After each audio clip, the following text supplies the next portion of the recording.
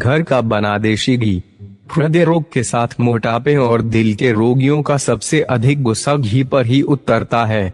आयुर्वेद में घी को औषधि माना गया है। इस सबसे प्राचीन सात्विक आहार से सर्व देशों का निवारण होता है। वात और पित्त को शांत करने में सर्वश्रेष्ठ है, साथ ही कफ भी संतुलित होता है। इससे स्वस्थ वसा प्राप्त होती है, जो लीवर और रोग प्रतिरोधक प्रणाली को ठीक रखने के लिए जरूरी है। घर का बना हुआ घी बाजार के मिलावटी घी से कहीं बेहतर होता है। यह तो पूरा का पूरा सैचुरेटेड फैट है। कहते हुए आप इनकार में अपना सिर हिला रहे होंगे। जरा धीरज रखें। घी में उतने अवगुण पाली अनसैचुरेटेड वसा को आग पर चढ़ना अस्वास्थ्यकर होता है, क्योंकि ऐसा करने से पेरोक्साइड्स और एनी फ्री रेडिकल्स निकलते हैं। इन पदार्थों की वजह से अनेक बीमारियां और समस्याएं पैदा होती है। इसका अर्थ यह भी है कि वनस्पतिजन्य सभी खाद्य तेल स्वास्थ्य के लिए कमोवेश हानिकारक तो है ही, फायदेमंद है। घी का मामला थोड़ा जुदा है। वो इसलिए कि घी का स्मोकिंग पॉइंट दूसरी वसाओं की तुलना में बहुत अधिक है। यही वजह है कि पकाते समय आसानी से नहीं जलता। घी में स्थिर सैचुरेटेड बॉन्ड्स बहुत अधिक होते हैं, जिससे फ्री रेडिकल्स निकलने की आशंका बहुत कम होती है। घी की छोटी फैटी एसिड की चेन को शरीर बहुत जल्दी पचा लेता है। अब तक तो सभी यही समझा रहे थे कि देशी घी ही रोगों की सबसे बड़ी जड़ है। कोलेस्ट्रॉल कम होता है। घी पर हुए शोध बताते हैं कि इससे रक्त और आंतों में मौजूद कोलेस्ट्रॉल कम होता है। ऐसा इसलिए होता है क्योंकि घी से बाइलरी लिपिड का स्राव बढ़ जाता है।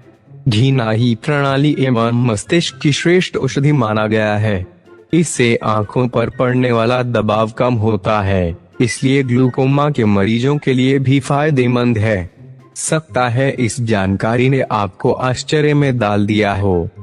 डंडा। घी पेट के एसिड्स के बहाव को बढ़ाने में उत्प्रेरक का काम करता है, जिससे पाचन क्रिया ठीक होती है।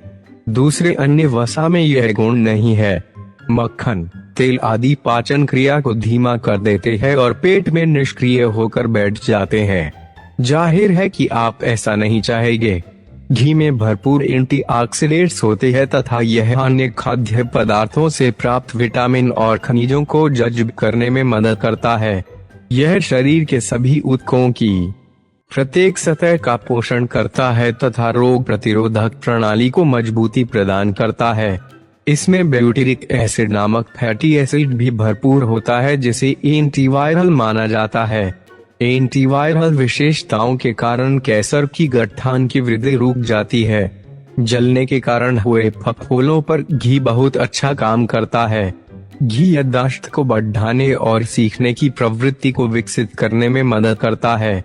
ध्यान देने योग्य सलाह यह है कि कोलेस्ट्रॉल की मात्रा कम हो, लेकिन जिनका कोलेस्ट्रॉल पहले से ही बढ़ा हुआ है उन्हें घी से परहेज रखना चाहिए। घी खाएं या नहीं, यदि आप स्वस्थ हैं तो घी जरूर खाएं, क्योंकि यह मक्खन से अधिक सुरक्षित है। इसमें तेल से अधिक पोषक तत्व है।